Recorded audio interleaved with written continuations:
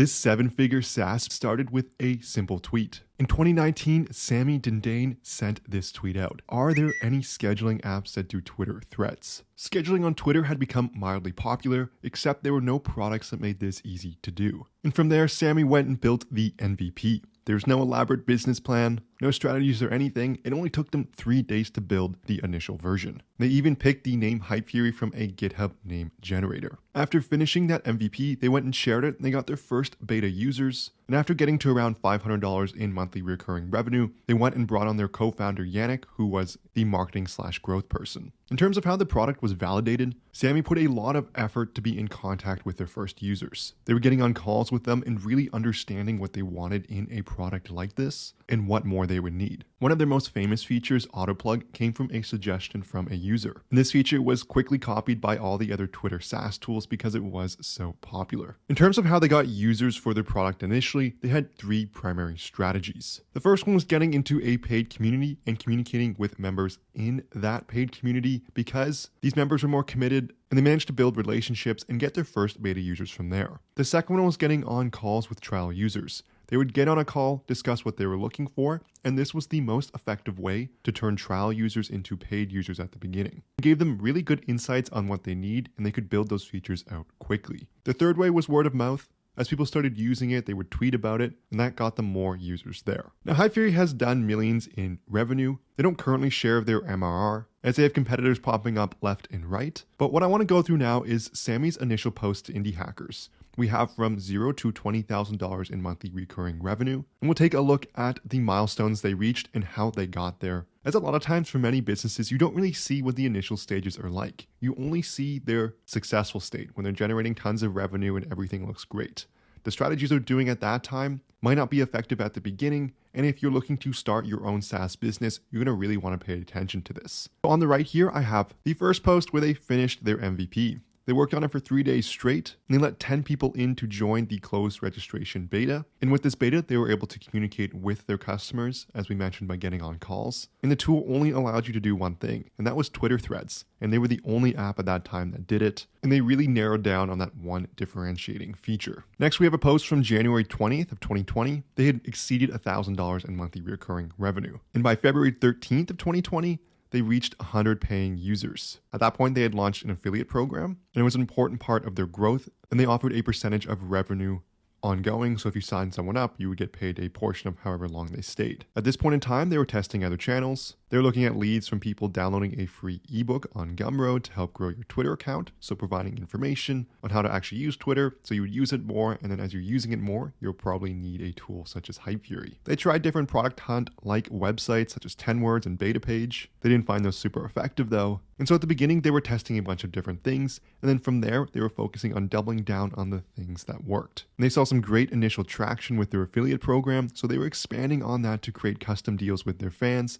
that have the biggest audiences. They're also working with blog owners at this time. And they were also looking at creating a Facebook group. So at this point, Yannick had come on as well. You can definitely see more marketing efforts being taken on. So on April 24th, so not too long after that, they reached $5,000 in monthly recurring revenue, as they were only at $1,000 in January. So in terms of how they got to that point from January to April here, the first part was that their audience has been an important part of their growth. And they've really been dedicated to helping them as much as possible, and they were focusing on really good customer service. So if they got a response through intercom, they would go and respond quickly. And they were really focused on keeping their existing users happy, listening to them and acting on their feedback. And they were really focused on laying a foundation, building the bricks of good customer service, good user interactions, and building up a brand. The second one was to be an open communicator, as they initially had an issue with the Twitter API where they weren't able to get in contact with anyone. So what they did is they sent an email to all their users instead to be open what was going on. They only had a few users who were impacted, but they didn't want to hide anything, as if you hide things from your audience, it's going to backfire. And the second Twitter got back to them about the API, they let all their users know. The third one is to build what fans want. And so Hypefury had a group of people that were part of their inner circle. They were very active on Twitter, knew exactly what the product was missing.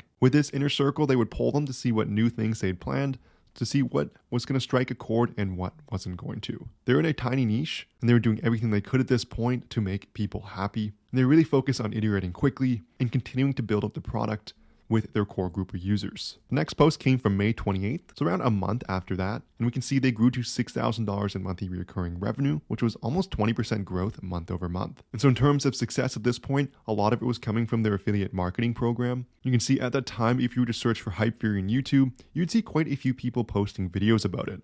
Because they were offering a good affiliate program, people were incentivized to go and create content, which could then be shared. If you've gotten this far in the video, I'm sure you want to build your own micro SaaS. That's why I have sneaky micro SaaS ideas you can steal for free. There's a link in the description below, and all you need to do is enter in your email. I also have a complete course on how to build your very own micro SaaS as well.